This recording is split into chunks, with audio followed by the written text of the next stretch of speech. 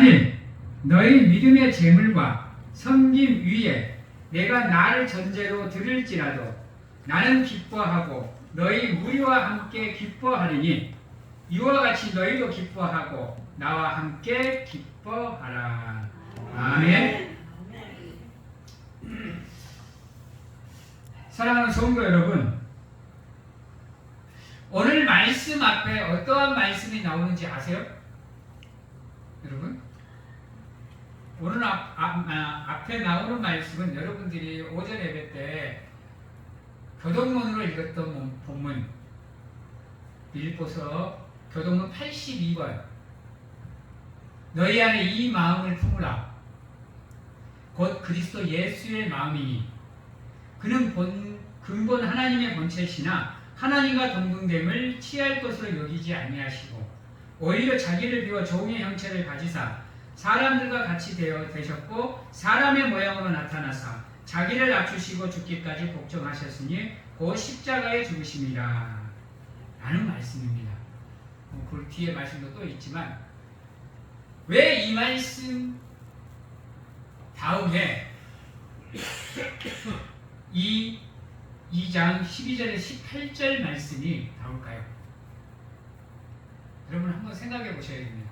이 말씀과 방금 제가 읽었던 이 말씀과 본문의 내용이 무엇이 연결이 될까요? 제가 오늘 제목을 이렇게 잡았습니다. 하나님의 자녀로서 가져야 할 믿음의 모습. 이제 떠오르시는 게 좀 잡히십니까? 혹시? 그리스도인으로서 가장 먼저 갖추어야 될 모습이 무엇이냐? 여러분, 겸손이라는 거예요. 남을 위해서 나를 낮출 줄 아는 지혜, 남을 위해서 나를 포기할 줄 아는 자세. 그래서 예수 그리스도의 겸손을 그분의 성육신을 얘기하고 나서 오늘 말씀에 위에 파란 글씨로 제목이 써져 있기를 뭐라고 써져 있냐면 12절 위에 보면 파란 글씨로 뭐라고 써 있죠? 하나님의 흠없는 자녀로 살라. 하나님의 자녀로 살기 위해서 가장 먼저 필요한 자세가 바로 겸손이라는 것, 나를 낮추는 것. 여러분, 우리가 세상에 살면서 있잖아요. 사람들에게 존경을 받고 또 사람들에게 칭송을 받는 사람들의 특징 중에 하나가 뭔지 아세요? 혹시 한번 생각해 보셨어요? 그거는요, 나를 포기할 줄 아는, 남을 위해서 나를 희생할 줄 아는, 내 것을 남에게 나누어줄 줄 아는, 다시 말해서 겸손입니다.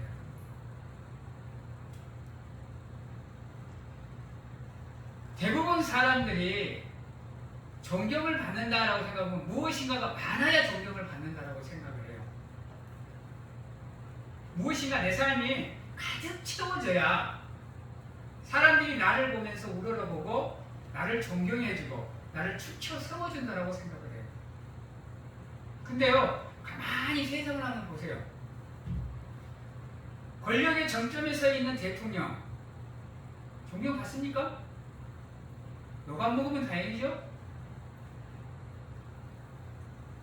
재벌들, 정치인들, 의사들, 간호사들, 박사들 한번 보세요.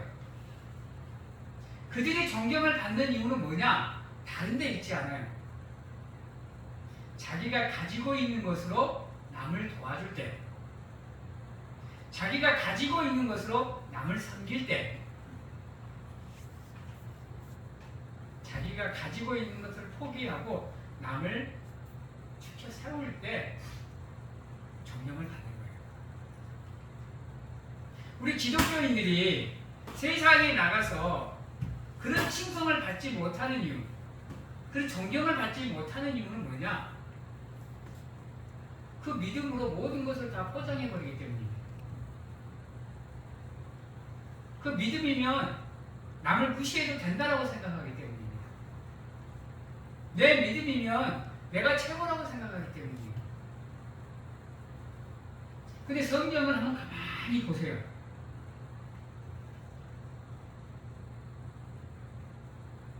어떤 사람들이 성경에 기록이 되어 있는지 한번 가만히 보시라고. 특히 교회 안에서 하나님의 제자 모임 안에서는 더더욱 그렇습니다. 여러분, 약할 때가 곧 강함입니다. 세상도 마찬가지예요. 하물며 하나님의 교회가 더 하지 않겠어요? 그래서 하나님의 자녀답게 살아야 되는데 그렇게 살라 명령하면서 무엇을 가장 먼저 이 자리에서 설명을 하고 있느냐?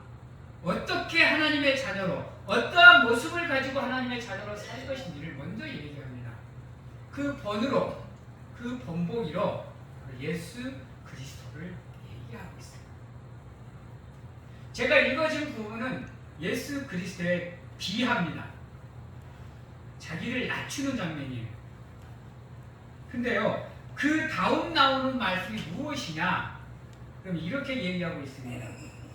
이러므로 하나님이 그를 지극히 높여 모든 이름 위에 뛰어난 이름을 주사 하늘에 있는 자들과 땅 아래에 있는 자들과 땅 위에 있는 자들도 모든 무릎을 예수 이름에 꿇게 하시고 모든 입으로 예수 그리스도를 주라 시인하여 하나님 아버지께 영광을 돌리게 하였다라고 얘기합니다.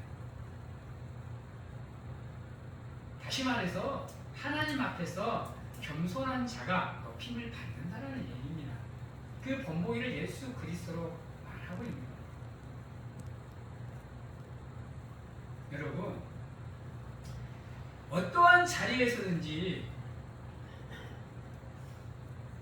나를 드러내지 마십시오. 나를 드러내지 마시고 그냥 나는 죽었다 생각하고 하늘의 씨앗이 된다라고 생각을 하시고 남을 드러낼 줄 아는 사람이 되십시오. 남을 모든 일에서, 모든 상황 속에서 남을 드러낼 줄 아는 사람이 곧 사람들에게 칭송을 받습니다. 여러분, 의인이라 세상에서 서민이라 불리는 사람들의 모습을 한번 보십시오. 그들이 기억되는 이유는 다른 데에 있지 않습니다. 그들이 남을 위해서 자기를 헌신할 때 그들의 이름이 높아지는 거예요. 이게 하나님의 법이고 이게 하나님의 진리입니다. 이게 세상에서도 통해요, 여러분.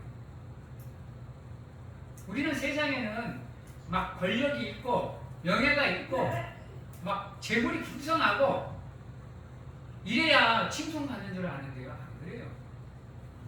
오히려 그것 때문에 인생을 망치는 사람들이 얼마나 많아요. 재물 없었으면 평범하게 살아갈 사람들이 재물 때문에 인생이 꼬여요, 여러분.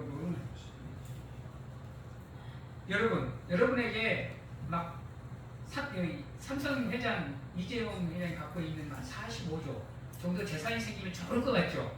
편안하게 살 것 같죠? 아무 걱정 없이 살 것 같죠? 옆에서 듣다같이 들려보는 일들이 많아서 여러분도 편안하게 못 살아요. 그때 가면 옛날이 좋았어. 아예 옛날이 한다니까요, 여러분.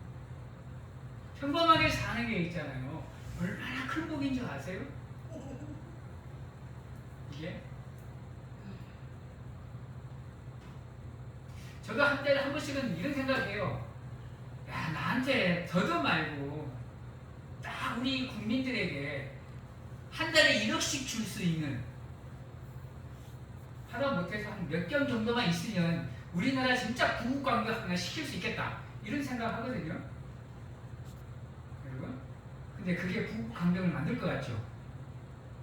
국민들 안 망치면 다행이에요. 아세요? 풍부한 자원 믿고 있다가 베네수엘라 봐봐요. 석유 매장량이 세계 1위에요, 여러분. 우리 같으면 저 석유만 우리나라에 있으면 우리나라 엄청나게 강해질 것 같죠? 이리들 때문에 안 돼요, 여러분. 늑대들, 여우들, 이리들 가만 놔둬요? 베네수엘라가 그걸 보여주고 있어요, 여러분. 한때는요, 세계 7대 강국 중에 하나였던 아르헨티나 봐봐요, 여러분. 오히려 그거를 사용할 줄 모르고 어떻게 다루어야 될 줄 모르면 오히려 인생이 망가지는 거예요, 여러분. 그래서 여러분 욕심내지 마시고 겸손하게 교만하지 마시고 내가 있어야 될 자리에서 내 자리만을 감당하시고 내가 할 수 있는 일을 감당하시는 가운데 나로 인해서 하나님의 영광이 드러날 수 있도록 살아가는 게 그리스도인의 삶의 자세인 겁니다. 그것을 누구보다도 예수 그리스도가 우리에게 잘 보여주고 있어요. 한번 보세요, 여러분. 예수 그리스도는 우리가 하나님으로 모시는 분 중에 한 분이세요. 여러분, 전지전능하신 분이시고 세상을 창조하신 분이고 스스로 계시는 분이에요. 근데 그런 분이 다른 모습도 아니고 자기가 직접 창조한 피조물의 모습으로 이 땅으로 내려와요. 이건 신의 권위를 포기한 거예요, 여러분. 신의 권위를, 신의 능력을 포기하신 거라니까요. 그리고 인간의 몸으로, 약하디 약한 인간의 몸으로 이 땅으로 오셔요. 이것부터가 여러분 놀라운 일이에요. 놀라운 일. 그런데 인간으로 오셨으면 좀 평범하게 사시면 되는데 능력껏. 근데 어때요? 사람들에게 손가락질 당해요, 배신당해요, 채찍질 당해요, 피 흘려요, 죽어요. 전지전능한 영원 불멸한 존재가 죽어요, 여러분. 죽음을 받아들인다니까요. 죽을 수 없는 존재가 죽음을 받아들이는 거, 이거 엄청난 폭입니다, 여러분.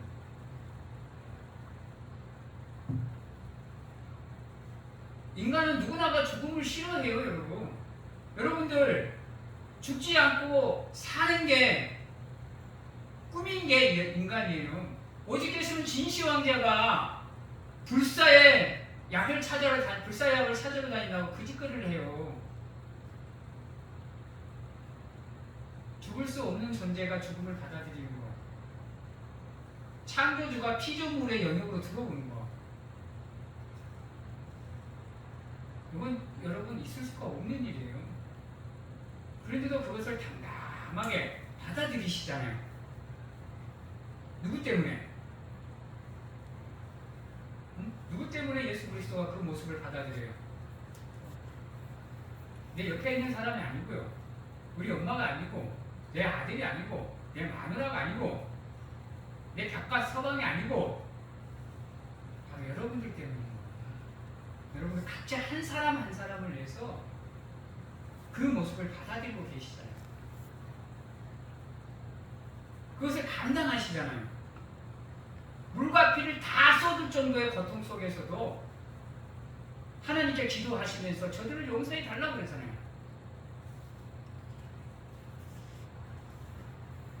여러분들에게 이러한 정서까지는 원하지 않습니다. 하나님도 아시기에 여러분들에게 이렇게 겸손하란 말은 안 해요. 하나님이 원하시는 겸손은 하나님보다 앞장서지 않는 거, 하나님보다 앞서지 않는 거, 그 무엇도 하나님보다 더 사랑하지 않는 것. 하나님이 원하시는 겸손은 거기에 있습니다.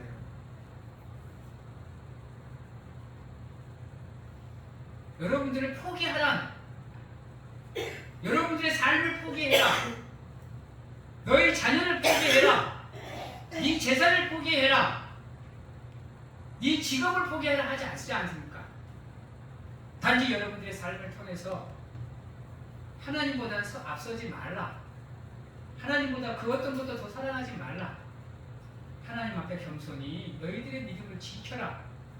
이것들을 원하고 계시는 거예요. 하나님의 자녀로서 살아가야 되는 첫 번째 모습이 바로 거기에 있어요.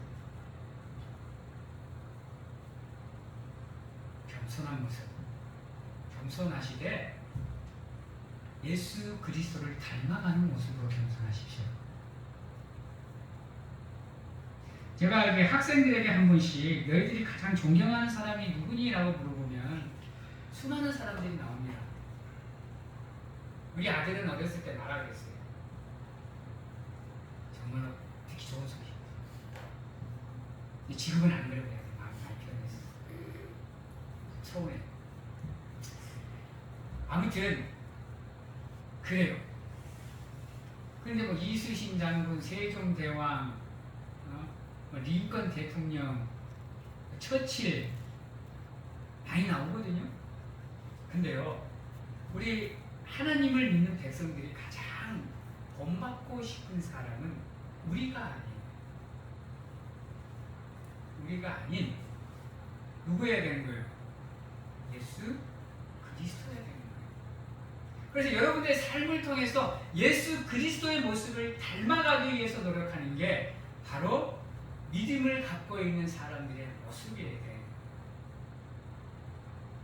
예수 그리스도가 행하셨던 모든 일들의 모습이 여러분들의 삶의 모습이 되기 위해서 노력하는 것. 그 과정이 바로 여러분들의 삶을 통해서 이루어져 가고 있는 성화의 과정인 겁니다. 예수님께서 겸손하게 사셨으면 여러분들이 그 겸손을 닮아가기 위해서 노력하셔야 되는 거예요. 그래서 그 모습을 먼저 앞에 얘기하고 다음에 하나님의 자녀로서 살아가야 될 모습들을 가르쳐주고 있는 겁니다. 그 겸손이 바탕이 안 되면 그 어떠한 하나님의 말씀 속에 나타나는 선거인들의 삶이라도 살아갈 수가 없어요. 오늘 말씀을 보면 이렇게 얘기합니다. 12절에 그러므로 나의 사랑하는 자들아 너희가 나 있을 때뿐만 아니라 더욱 지금 나 없을 때에도 항상 복종하고 듣고 떨림으로 너희 구원을 이루라.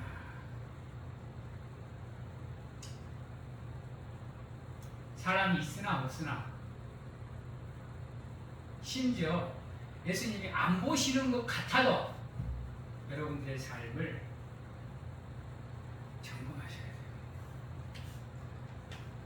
지금 내가 어떠한 모습으로 이 자리에 서 있는지, 내가 지금 삶의 모습 속에서 어떠한 모습으로 있는지, 나는 예수 그리스도를 닮아가고 있는지, 아까 오전에 얘기했던 것처럼 문을 나서는 순간 예수 그리스도를 깨끗하게 잊어버리시고 저 문을 열고 들어와야 그때서야 예수를 기억하는 이러한 삶의 모습이 아니라 매 순간 예수 그리스도를 기억하고 생각하면서 그분이 걸어간 발자취를 따라 걷기 위해서 노력을 하셔야 된다. 안 그러면 여러분들의 구원은 이루어질 수가 없습니다. 제가 얘기하죠. 구주를 영접을 하시더라도요, 믿음의 고백을 하나님께 드리더라도 여러분들의 삶이 개차반이 되면 그 구원은 완성이 될 수가 없어요. 아무리 여러분이 믿음의 고백을 했다 그래도 그건 구원의 완성을 위한 여정일 뿐이에요. 시작일 뿐입니다. 믿음의 고백을 했다 그래서 여러분들의 구원이 완성이 되는 게 아니에요. 그래서 시시때때로 순간순간 여러분들의 삶을 점검하셔야 돼요. 저는 내 삶을 돌아볼 때마다 얘기합니다. 그래놓고도 죄 지어요. 그래놓고도 실수하고요. 그러면 또 하나님께 그게 생각나면 또 회개합니다. 또 고백해요. 그래놓고 또 죄 짓습니다.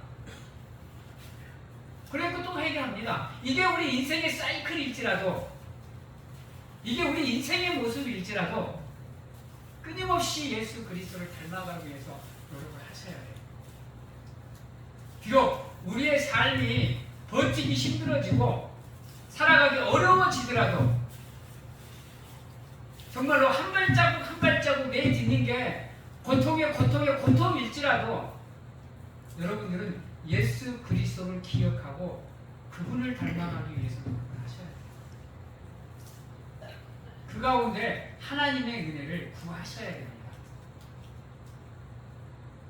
요 안에서는 거룩해 보이는데 삶은 엉망인처럼 그대로 살아가시면요 반드시 후회하십니다. 성경은 심판이 반드시 임하실 거라고 얘기합니다. 그 심판은 단 한 명도 피해갈 수 없다라고 이야기하고 있어요. 죽은 사람도 깨워서 이렇게 세워서 심판을 받게 만들어요. 죽었다고 인생이 끝나는 게 아니에요, 여러분. 하나님의 마지막 때에는 잠들어 있는 그들의 영혼도 깨웁니다. 심판을 위해서. 그러기에 사랑하는 성도 여러분, 여러분들의 삶을 점검하시는 가운데 혹여나 나도 모르는 사이에 죄를 짓고 있지는 않는지, 잘못된 길은 걷고 있지 않는지, 가지 말아야 될 자리에 내가 서 있는지, 하지 말아야 될 행동들을 내가 하고 있는지, 비록 그것을 반복해서 죄 짓고 실수할지라도 때마다 여러분들이 고백하고 회개하시는 가운데 다시금 여러분들의 삶을 하나님께로 터님이 시키셔야 됩니다. 그게 믿음의 사람으로서 하나님을 주님 삼은 사람으로서 예수 그리스도를 구주로 고백하는 사람의 삶의 모습인 겁니다. 인간이 완벽해질 수 없는 것, 인간이 완성될 수 없는 것, 이건 하나님이 잘 알고 계세요. 분명히 얘기하지 마요. 그래서 여러분들에게 완벽해지라, 완성이 되어지라 얘기 안 합니다. 완전해지라 얘기 안 해요. 그러기 위해서 힘쓰라, 애쓰라, 노력해라. 그 모습으로 더 하나님은 우리를 의인이라 칭해 주십니다. 하나님의 사람으로 삼아주시고 하나님의 자녀로 삼아주시고 하나님의 성도로서 세워주십니다. 그러기에 힘쓰시고 애쓰시고 노력하시는 가운데 여러분들의 삶을 하나님께 드리기 위해서 노력을 하세요. 그러다 보면 하나님 앞으로 여러분들의 삶이 한 발자국 한 발자국 나가게 되어 있어요.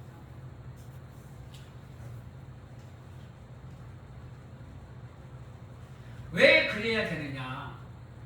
왜 우리가 그러한 삶을 살기 위해서 노력을 해야 되고 힘써야 되고 노력을 애써야 되느냐? 13절에 나와 있습니다. 이유가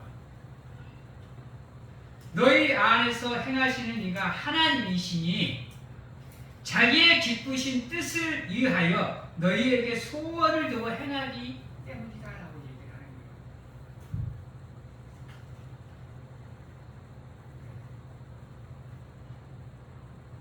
여러분들의 마음의 성전에 계시는, 거하고 계시는 하나님이 자기를 위해서, 하나님 자신을 위해서 여러분들에게 소망을 두고 계신다니까요.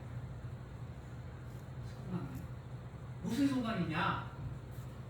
비록 우리가 죄짓고 비참한 삶을 살지라도 이들이 곧 회개하고 고백하는 가운데 내 사람으로서, 내 백성으로서, 성도로서 다시 돌아올 수 있는 소망을 두고 계신다.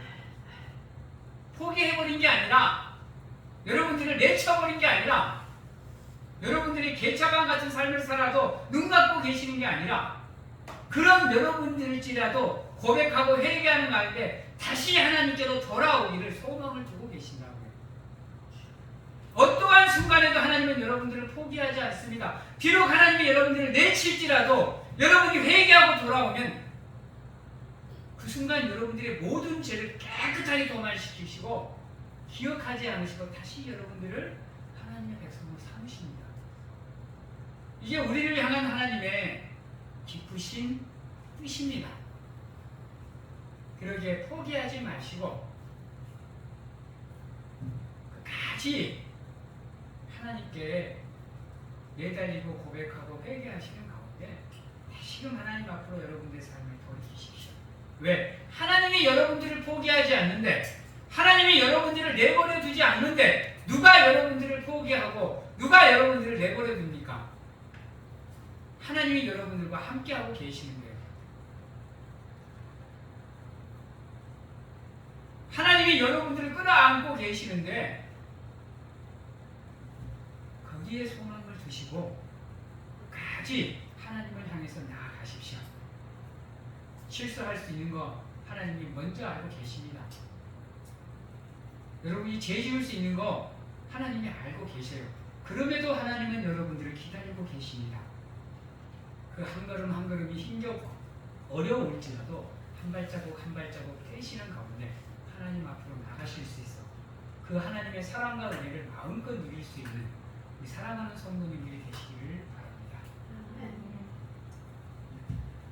그러기 위해서 그분의 그 소망을 우리가 기대를 저버리지 않기 위해서 우리가 가져야 되는 모습이 14절에 나옵니다. 모든 일에 원망과 시비가 없이 하라는 겁니다. 아까 5절에도 말씀을 드렸죠. 이것은 하나님이 원하시는 연합을 깨는 모습입니다. 하나 되는 것을 깨는 거예요. 나아가서 협력을 깨는 겁니다. 이 말을 바꾸면 무슨 말이 되느냐? 하나님의 나라를 건설하지 못하게 만드는 요건들이 바로 이것들이라는 겁니다. 하나님의 교회를 교회답지 못하게 만드는 요소가 바로 이거라는 겁니다. 하나님의 자녀의 모습을 상실하게 만드는 것, 하나님의 성도로서의 모습을 상실하게 만드는 모습이 바로 이 모습이라는 겁니다. 그래서 이 모습을 없애라는 겁니다.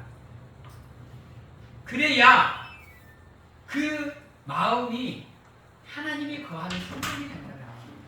여러분들의 마음속에 원망과 시기와 질투와 미움이 가득 차면 하나님이 그곳에 거할 수가 없기 때문입니다.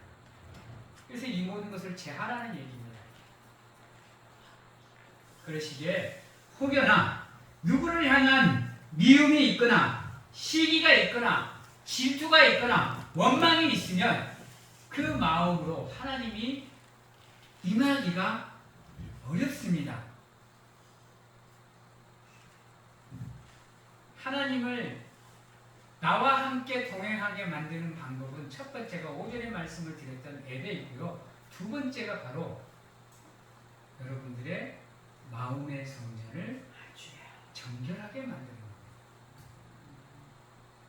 여러분의 마음이 하나님이 거하실 성전이 되면 여러분들이 굳고 말려도 하나님이 찾아오셔요.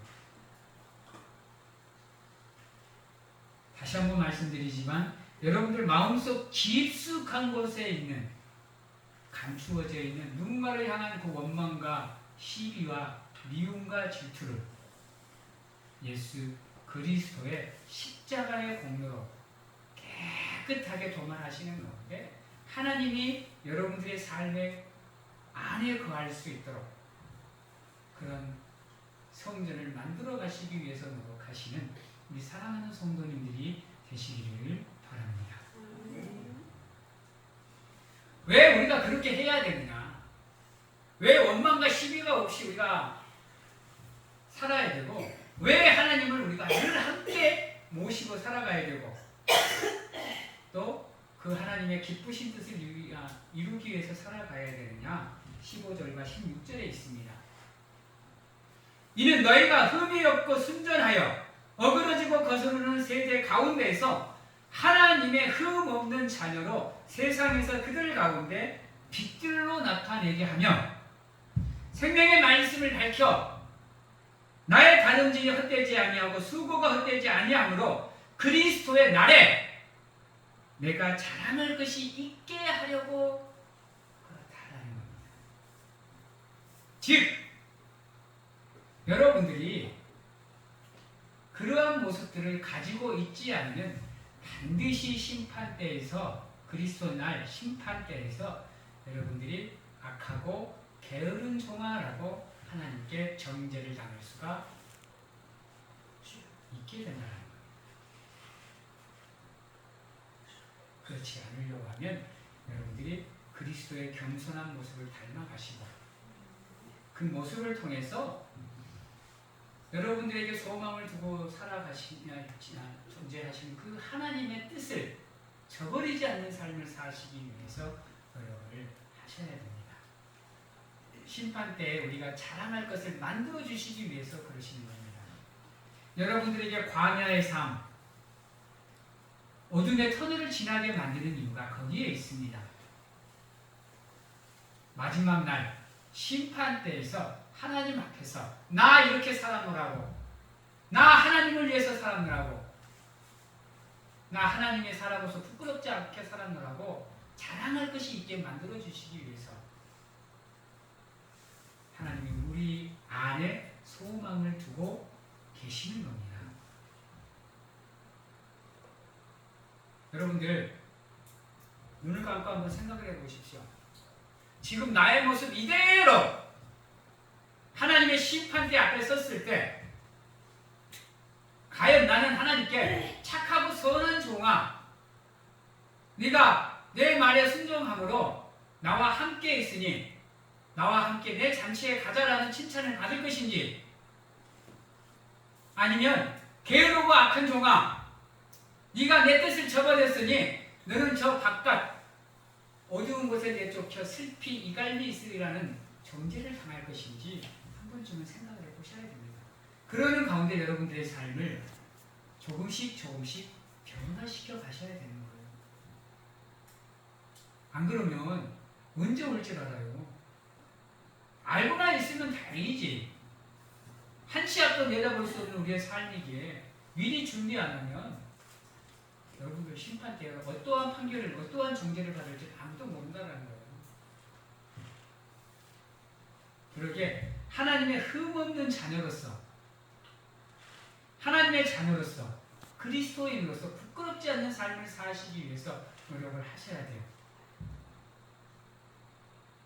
다시 한번 말씀을 드리지만요, 여러분들의 구원은 아직 완성이 안 됐어요. 아시죠? 전부 다? 지금 여러분들은 구원의 여정을 걷고 있는 거예요. 구원의 완성을 위해서 나가고 계시는 거라고요. 한 걸음 한 걸음을 내딛고 계시는 거라고요. 그 한 걸음 한 걸음이 모여서 여러분들의 구원을 완성시켜 나가는 겁니다.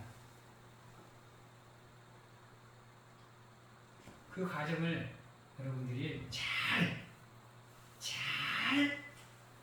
통과하셔서 12절의 말씀처럼 우리의 구원을 이루어 나가실 수 있는 사랑하는 성도님들이 되시기를 바랍니다.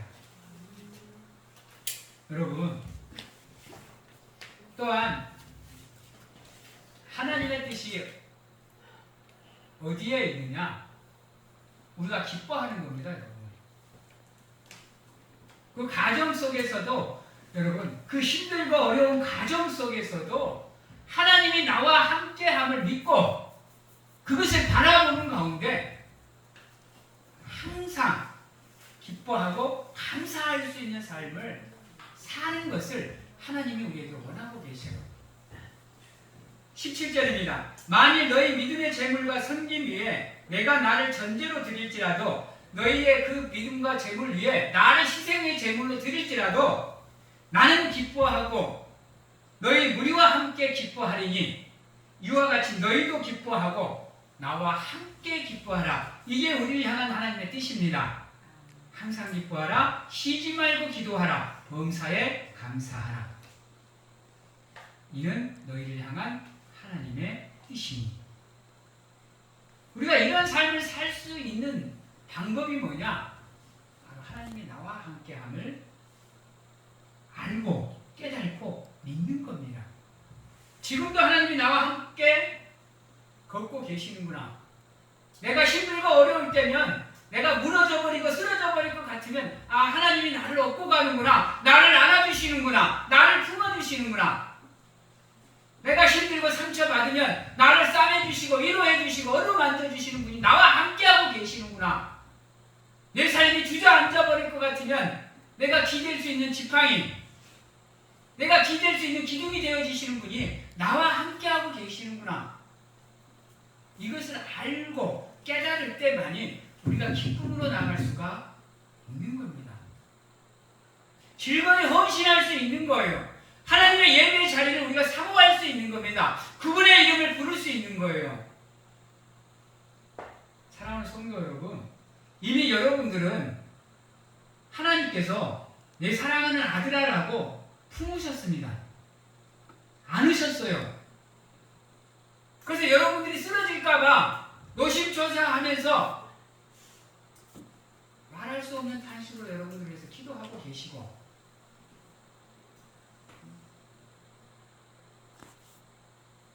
지금도 하나님은 여러분들을 기다리고 계십니다. 주파 걸려서 여러분들이 다가오기를 기다리고 계세요. 그 하나님의 품이 그립지 않으세요? 그 하나님의 품이 얼마나 넓고 큰지 한번 느껴보고 싶지 않으세요? 안겨서 엉엉 울면서 하나님 감사합니다, 감사합니다, 하나님께 하소연 한번 해보고 싶지 않으세요? 지금도 여러분들을 바라보면서 그러고 계시는데요. 여러분들은 그 하나님을 믿는 백성들이에요. 여러분들은 그리스도인들이에요. 여러분, 충분히 그 품에 안길 수 있는 자격을 갖고 계신다고. 기도하시는 가운데, 그분을 예배하시는 가운데, 그분을 찬양하시는 가운데 냅다 달려가서 안기세요. 하나님이 여러분들을 밀어내실 것 같나요? 하나님이 여러분들을 거부하실 것 같나요? 피하실 것 같아요? 하나님이 아마도 하나님이 먼저 달려나와서 여러분들을 한 걸음에 안아주실 거예요. 품어주시고요. 힘들었다고, 고생했다고 여러분들 등 다독여 주실 겁니다. 사랑하는 성도 여러분, 이제 말씀을 마치도록 하겠습니다. 우리가 걸어가야 되는 이 삶의 길, 광야의 길입니다. 거친 길이에요. 험악한 길이고 황폐한 길입니다. 그 길을 걸어가다가 자빠지고 넘어지고 깨지고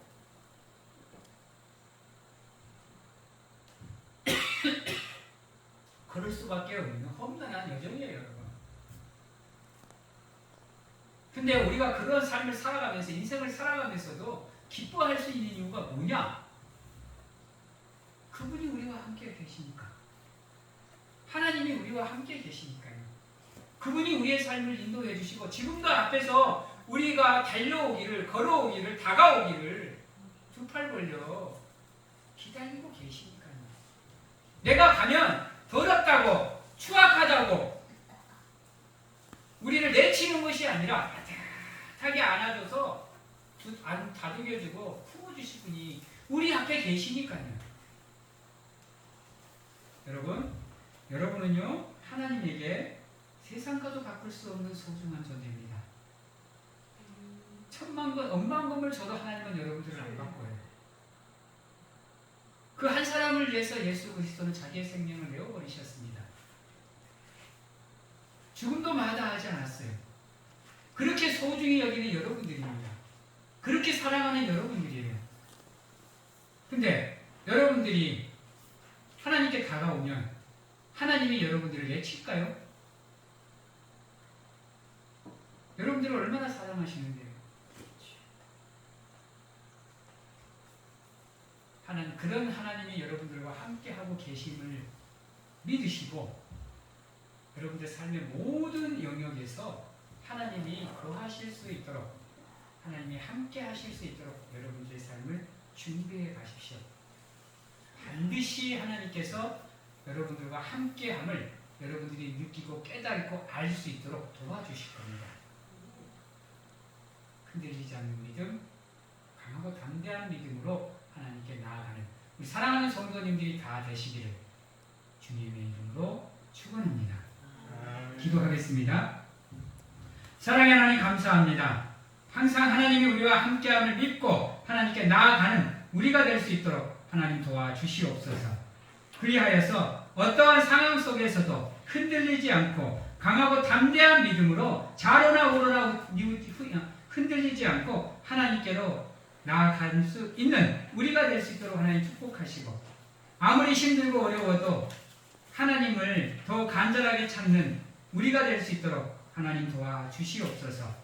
누가 뭐라 그래도 하나님의 사람으로서 부끄럽지 않는 삶을 살아가기 위해서 노력하는 우리가 될 수 있도록 하나님 도와주시옵소서. 지금은 우리를 죄에서 구원하시기 위해 이 땅에 오신 예수 그리스도의 은혜와 세상 끝날까지 항상 우리와 함께 하시는 가운데 안아주시고 품어주시는 하나님 아버지의 사랑하심과 세상 어느 곳에 가서 무엇을 하든지 간에 우리를 지키시고 보호하시는 성령님의 교통하심이 오늘 이 자리에서 하나님의 사람으로서 부끄럽지 않는 모습으로 하나님을 의지하며 하나님을 신뢰하며 하나님의 사람으로서 부끄럽지 않는 삶을 살겠노라고 확신하고 결단하는 귀한 하나님의 성도님들 머리 위에와 가정과 직장, 자녀와 건강 위에 지금부터 영원토록 함께 하시기를 축원하옵나이다.